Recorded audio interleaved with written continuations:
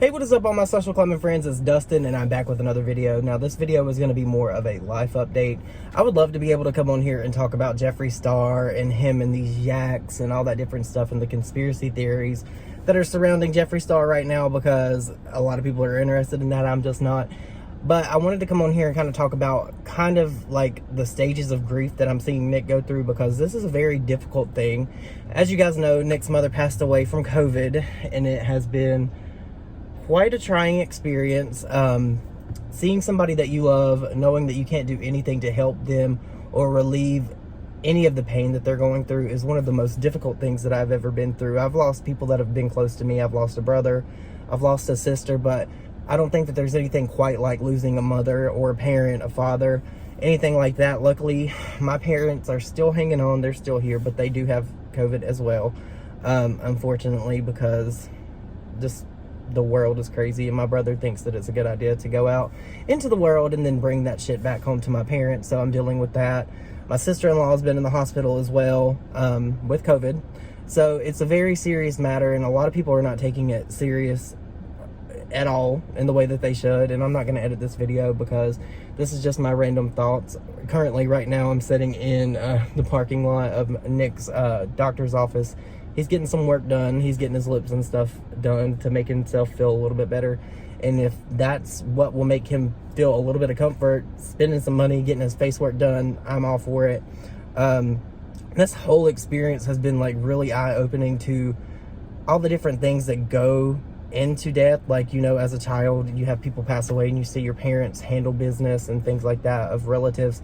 But this is so much more in depth because there's so much involved in all of this. The house that his mother lives in, or lived in rather, is full of stuff that were her things, and currently Nick is having to go through all of that, and it's just an emotional time for him every time that he has to sort through stuff, because as you guys know, when someone passes away, you have to find life insurance, you have to find all this different paperwork to submit and all of that, and it's just like ripping that wound back open. And it's just so hard sitting here watching him go through this, knowing that there's absolutely nothing that I can do to even remotely alleviate any of the pain that he's dealing with. And it's hard because I've been through the same type of scenario, not with a parent, but with losing a sibling, and I relate, but I don't relate at the same time. So I can't say, oh, I know what you're going through, I know what you're feeling. I just know that there's stages to grief, and I know that right now a big factor in what Nick is feeling and what he's going through is anger. And I know that sometimes he'll blow up at me, and I know that that's not him, that's just grief. And sometimes it is difficult as someone not on the outside, because I'm not on the outside, I knew his mother, but someone that is close to the situation where you can't really do anything because there's nothing that I can do legally to help Nick with all of this stuff. And that makes it difficult. If there was just something that I could do more than just being there, and I know a lot of people have said that just being there is a lot and it's enough. I just don't feel like it is, but I have to be happy with what I'm doing now because it's all I can do. And being by his side through this has been very, very hard. The circumstances that we've been dealt in this deck of cards that is life, it's shown me basically that you are not promised tomorrow. Nick's mother was a very healthy woman. She was very regimented in the things that she put in the things that she put in her body, the foods that she consumed. She had a clean bill of health before all of this. So it was very much a shock to us when all of this happened and his mom ended up in the hospital on a ventilator. And social media right now is like, it's so crazy. Like, the people that say that this is a hoax, the people that say that this is not real, the people that say that this is fake, I don't wish ill on them. I just wish that they could see the people that are actually going through this. Just because that it hasn't happened to them yet does not mean that it cannot happen. And a lot of people need to be taking this way more seriously than they are, because there's so many people affected by it. And if you're not personally affected by it, a lot of people just brush it off and say it can't happen to me. We never thought in a million years that this would happen. We thought we had all these different plans for his mom. We were going to do all this different stuff. around Christmas, because his mother's favorite time of year was Christmas. We were going to take her to see Celine Dion, Shania Twain, all these different things that we had planned with his mother because she loved to travel.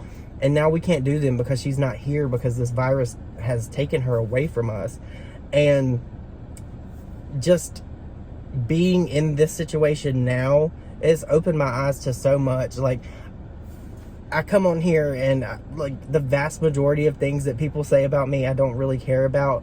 But truly, like, it's hard for me to get on social media at this moment and not say something, not bad, but like just be completely numb to situations and things that people say about me, because life is so short. Like, I've known that and I understand that, and it's cliche to say that life is short, you should live your life to the fullest, but now this has actually given me the spark that I need to actually realize and evaluate my life, that we are not promised tomorrow. We are not guaranteed waking up tomorrow. So the people that you love, you need to tell them that you love them now. I've always heard growing up, don't send me flowers when I'm dead if you didn't send them when I was alive, and I fully, truly understand that now. So if you love someone, tell them. If you care about someone, tell them. If you're in an argument with a friend or a family member, sort it out, because the way the world is now, you're absolutely not promised tomorrow, and it's sad and it's scary. And there's so many different things going on in the world that are just as depressing, as sad as what we're going through. And I know that there's people out there that are going through worse things than we are right now. There's just no end or lack of just horrible shit that's happening right now.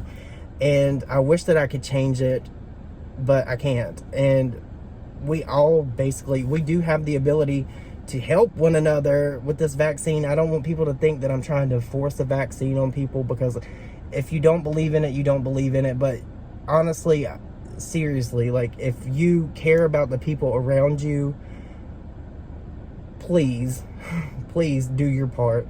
And I get that there's some people that cannot get the vaccine. I get that there's people that are weary. I myself was. I didn't plan on getting it immediately because I have a heart condition that is actually really bad. I don't talk about it much, but I did it because, one, I don't want to possibly make people around me sick. I don't want to get sick. I don't want to die from this. I don't want the people around me to die from this. So I feel like if we all would join in together and do what needed to be done and take this vaccine, we could probably get this under control, because the way the numbers and everything are now, it's scary as hell. It's so scary. And we're in Florida. People in Florida do not care. They they have no qualms about coughing on people. They don't social distance. They don't wear masks. Literally, like, we'll be in the store buying groceries, and me and Nick will be the only people in the store that have a mask. And I'm like, not only do you not care about yourself, that tells me that you don't care about the people around you. The very least you could do if you're not vaccinated is wear a mask. That is the bare minimum that you could do. You shouldn't give people a hassle about having to wear a mask to protect yourself and the others. If you don't care about yourself, that's fine, but you should care about the other people around you, and not even just the people in public, your family. You should care about them as well, because if you're not wearing a mask, if there's somebody that's around you that could be immunocompromised and could get sick from you taking this home to them. That's what happened with my brother. My parents were vaccinated, but he's not faring too well, and he did it to himself, and he actually gave this to my parents as well. So you guys, I know this video was all over the place. It's just a random mess of thoughts, but just, if you love someone, tell them. If you miss someone, let them know. If you got into a fight with someone, let them know that it's okay. Like, there's a lot of things that seem serious at certain times in your life, but when you look back on them, they're not that serious. If you're not going to care about it in 5 years, you shouldn't care about it now. Don't let it stress you out. Tell the people you love that you love them. Give them hugs. Take care of them. Care for one another. But you guys, I hope you all have an amazing day. I will get back to regular content very soon. I know I haven't posted a lot at all lately. It's just, you guys understand the circumstances, I hope. But I hope you all have an amazing day, and I'll see you in my next video. Bye, guys.